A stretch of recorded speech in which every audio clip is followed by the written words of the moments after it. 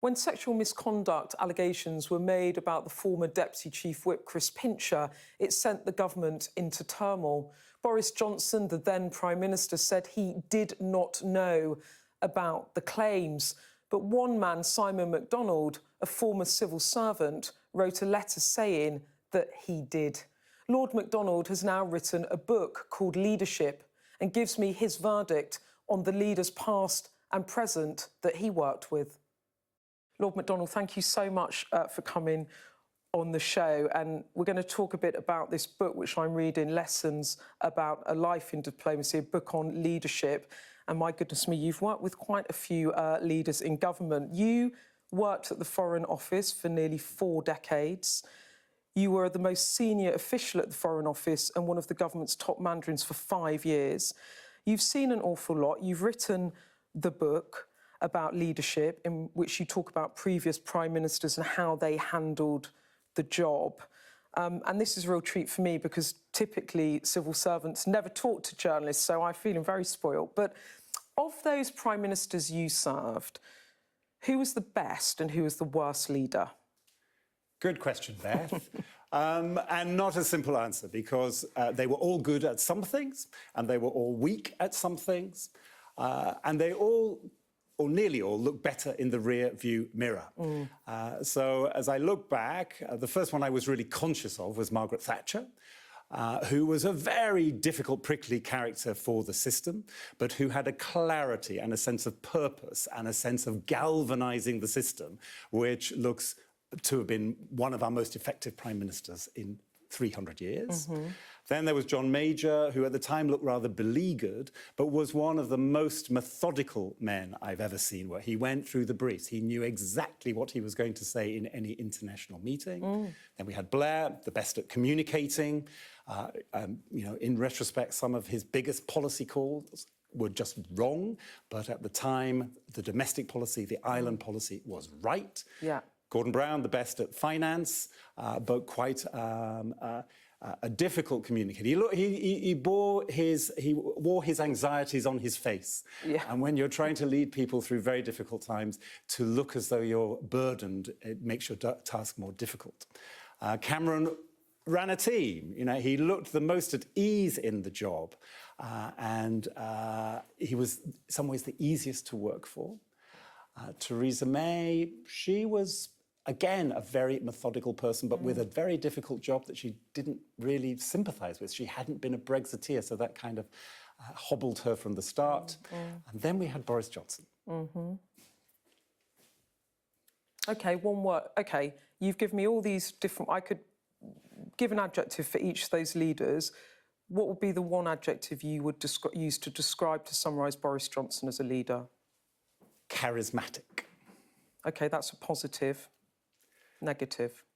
Chaotic. Chaotic, charismatic and chaotic. OK, so we've got Thatcher as difficult but effective. We've got Major as a bit beleaguered. We've got Blair, the communicator, Cameron, the team leader, Brown, good at finance but a bit anxious. And then you've got May, encumbered by a policy she didn't believe in but methodical. We've got Johnson, charismatic but chaotic. Who was the best, who was the worst? Thatcher was the best and Johnson was the worst. OK. Of those we've been talking about. What about Blair? Blair, I think, will always be remembered for Northern Ireland, and the Good Friday Agreement was the single most important agreement within these isles in my lifetime, but he will also be remembered for Iraq. And no matter how much he believed in the prospectus at the time, I think looking back, it needs to be reappraised, including by himself. Let's just talk a bit, if you don't mind, about Boris Johnson, because he features in the book. Now, civil servants live much of their lives behind the scenes. You don't really talk to journalists. It's a kind of code of conduct that you have to be utterly discreet. You're a diplomat. I mean, you work in the shadows. You're never seen in the limelight. You make me sound like a spy. Well, did you want to be a spy? Did you want to be a spy? Never, because I'm not discreet enough. OK, but you did as a former permanent secretary, you did get involved in the row engulfing Boris Johnson over the Chris Pincher affair. Now, just to quickly remind people, this was the Deputy Chief Whip accused of sexual misconduct back in July.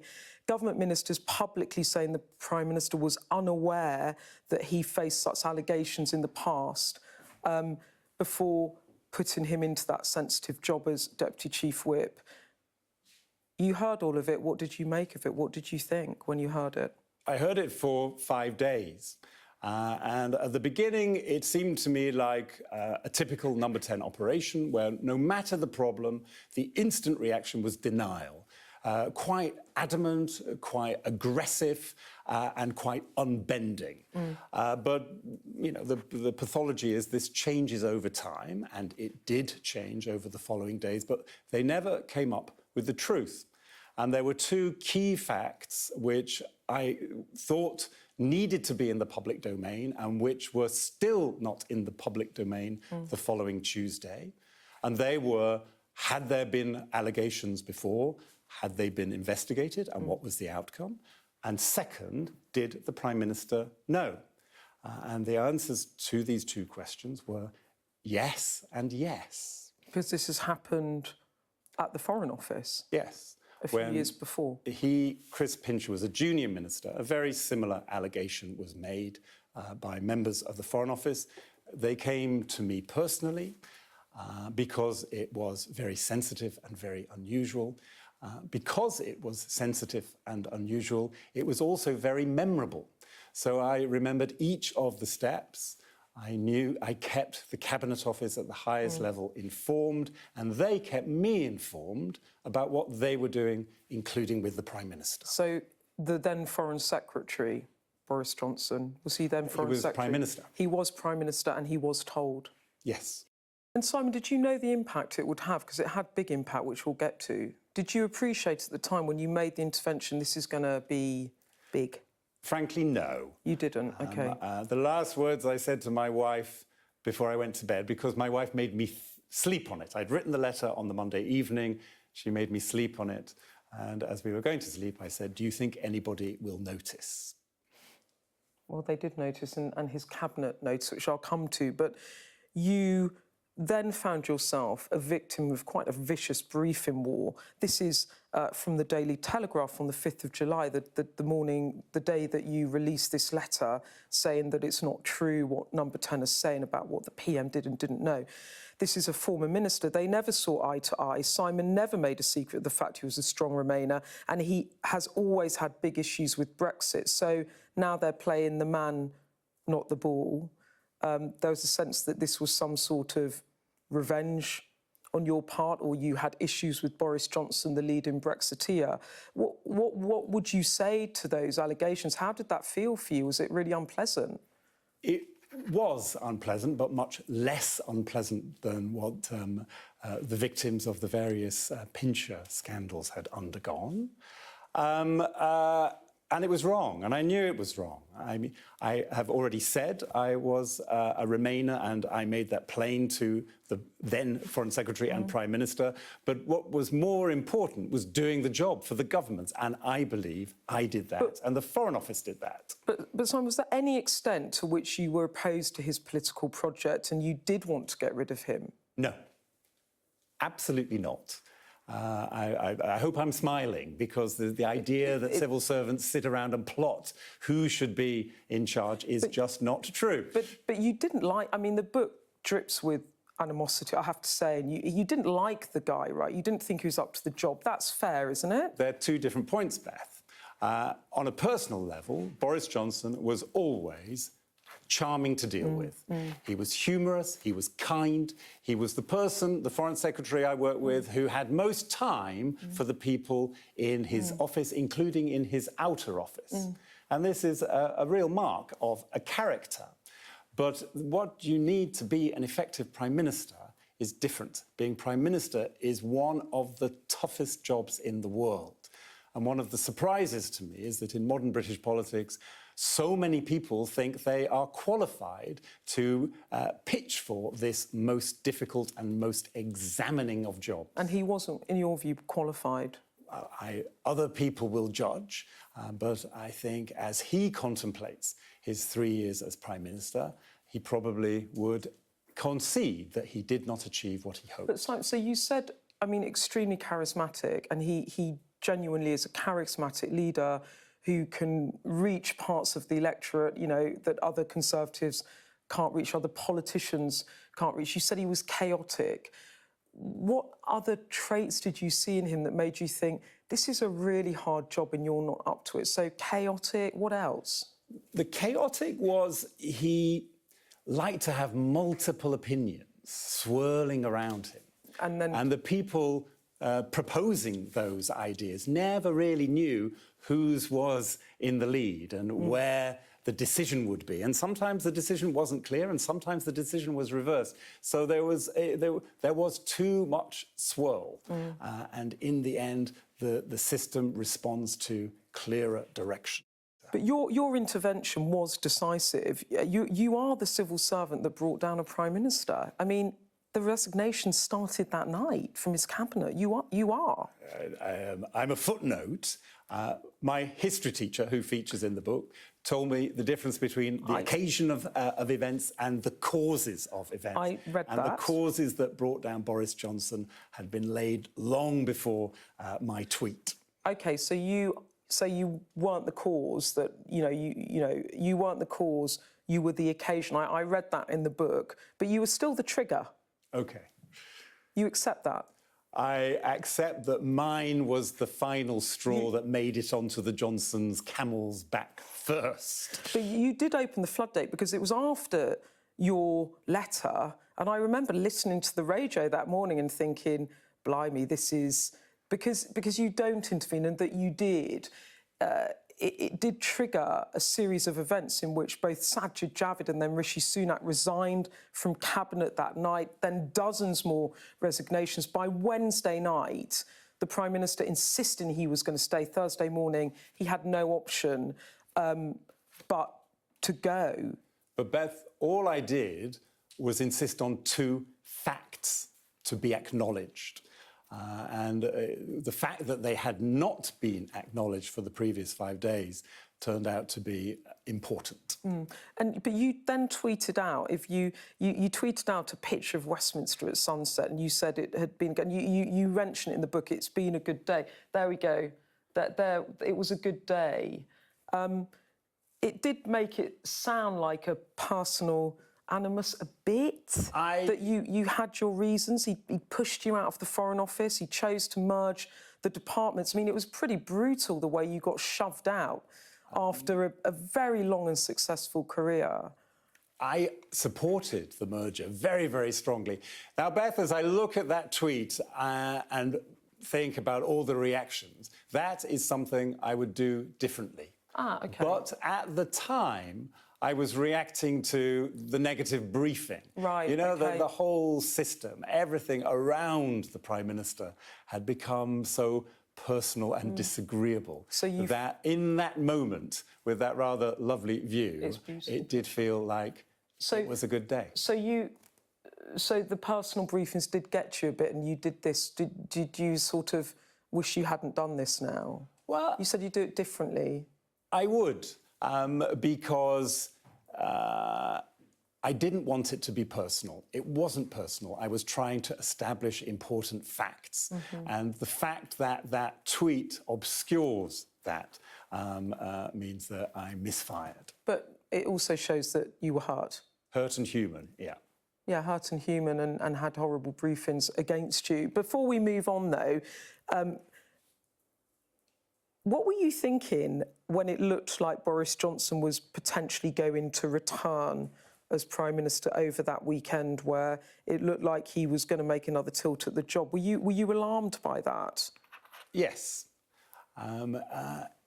It just seemed incredible to me that people who had lived through all of 2022, who had lived through that dramatic week in July, who had precipitated Boris Johnson's downfall, so the Parliamentary Conservative Party, would just 3 or 4 months later forget all the negative side and think, you know, we'll give him a second chance. And the thing that most puzzled me was the line that Boris Johnson has learned his lesson. Whereas one thing I think Boris Johnson has always been clear and consistent about is that he is who he is. You take him as he is, and he does not and will not change. So I was very surprised that more than 100 Conservative MPs had forgotten that. But should there ever be a way back for him, or you think not? Of course there can be. Of course he can have another tilt. I quote Enoch Powell and others that there are no second acts in British politics. So it would be a surprise, but he has that option. It would take a lot of hard work, and he would have to put other priorities on hold. So he wouldn't be able to devote so much time to the speaker circuit in the USA. He'd have to devote a lot of time to his constituency and to Parliament. And now we have, or we had Liz Truss. I mean, you say in the book that you'd hoped that civility, honesty and personal responsibility would come with the arrival of a new Prime Minister. What did you make of Liz Truss's short premiership? What was your view of her? You'd worked with her before as well, hadn't you? Only at one remove. And our conversation about good Prime Ministers ended too soon, or bad Prime Ministers. I think if the list includes Liz Truss, well, then she was a worse Prime Minister than Boris Johnson, because she started and made two immediate, irrevocable mistakes. The first was excluding from her government anybody who had not supported her to the hilt. And the second was running a budget, a mini budget that was ideologically driven. And before launching that budget, taking care that she could not hear, would not receive any contrary advice. Boris Johnson also did that, by the way. He put into cabinet, he created a cabinet around him that were full of his backers and not his detractors. True, but he had led the party to its biggest election victory since Margaret Thatcher. Liz Truss had not. One thing she did do, though, was she did secure the release of Nazanin Zaghari-Ratcliffe. Now, did she ride on the success of others' hard work, successive or her predecessors, or was she genuinely a politician that could get things done? She pays tribute to the work of her predecessors. I mean, Jeremy Hunt in particular devoted himself to Nazanin Zaghari-Ratcliffe's case. So it was the culmination of a lot of people's hard work, and Liz Truss was there when the moment came. Just quickly, before I move on, all of this talk in the run-up to this moment where Liz Truss became Prime Minister, they talked about Treasury orthodoxy. Did you see that as code for disregarding the civil service order? Did you see it as a sort of sign of attack on Whitehall? Well, it was certainly an attack on the Treasury. It was an attack on constraints.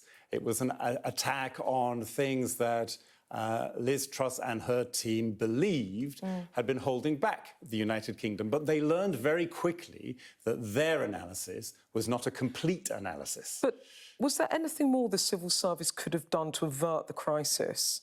You know, like, does the civil service take some responsibility, or are you merely executors of your political masters, if you like? The deal is civil servants advise and ministers decide. So all the decisions of Liz Truss's government were hers and her ministers.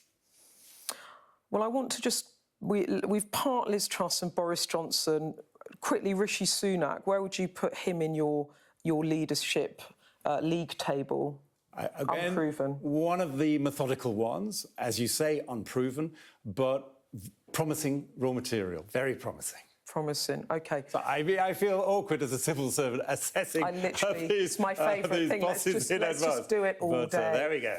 Another critical foreign policy issue of your time was the Iraq war.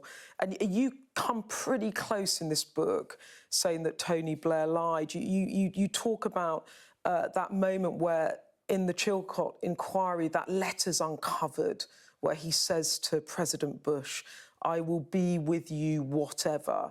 Do you think he lied? No. I think that the intelligence picture comprehensively misled him.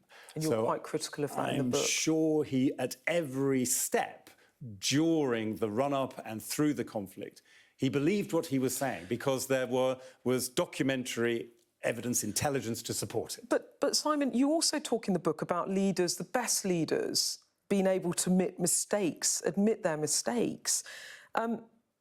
With the reference to Blair's insistence that the Iraq War was not a disaster, do you think he struggles to admit his mistakes even now, even as time has passed? Yes. You do? I think there's still time for him to look again.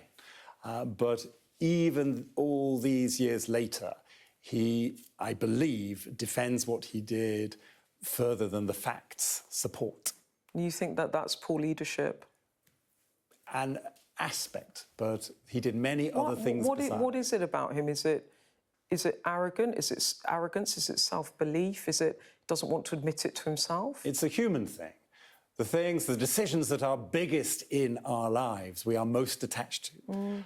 If it turns out they were wrong decisions, it's very, very difficult as a human being to admit it. And if you indulge me, I've gone massively over time as ever, but this is such a fascinating conversation.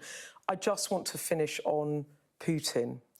I find this section in the book fascinating when you talk about Tony Blair's final G8 summit.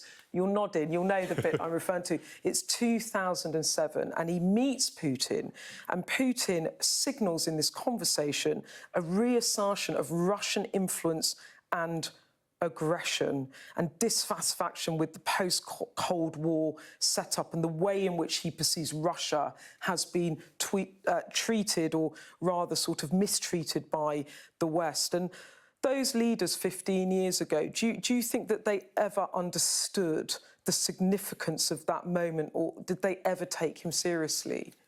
They took him seriously, but they misread the signals from 2007, which started in a big speech in Munich at the Security Conference in February. But then as the year went on, he was saying this more and more clearly. And the following year, he invaded Georgia. And ever since then, we have seen a ramping up of Russian operations externally. Crimea in 2014 was enormously important, but kind of downplayed. So when we look back, we in the West must see that we contributed to him overreaching in February 2022. Is that one of your biggest regrets? When you look back on your time in the Foreign Office, is that one of your biggest regrets, that the kind of perhaps leaders, the establishment, didn't see what was coming, or was it seen but for other political reasons wasn't acted upon? We did some very good things on Russia policy. I think after the Skripal poisoning, the British system, with Boris Johnson as the Foreign Secretary, led the world's reaction. Never before had 30 countries coordinated the expulsion of spies. But when you measure what we were doing against the challenge that we now see, well, then clearly we fell short. But Beth, I think this applies in other areas of policy. Right now, I think we're falling short in our climate response. You know, it's something we talk about, we know is important. COP27 is happening right now. But I suspect in 10, 20 years, when we look back, we'll think, OK, we were doing some stuff, but we really weren't doing enough. Is that one area, though, where you think Boris Johnson can take some credit, that he did try and galvanise momentum on climate? Yeah, COP26 was the biggest such conference since the Paris conference in 2016, or 2015. So, yes, he did show leadership, and it was, you know, the awful circumstances of the end of the COVID that meant that it was smaller and less impactful than he wanted. And so my final question to you, do you think that a cornered Putin might reach for tactical nuclear weapons? I understand his rationale in spooking us. I do not believe it works for Russia actually to deploy such weapons. They would lose all their support, starting with, most important, China. So I think when Putin is looking at an actual decision, he will decide not to use nuclear weapons. What adjective would you use to describe Putin as a leader? Cold, calculating, determined, scary. Dangerous? Dangerous, for sure. OK. Well, look, thank you so much, Simon McDonald, Lord McDonald, for coming in to talk about your book. And it was really enjoyable to talk to you. Fascinating. Thank you. Thank you, Beth. Thank you.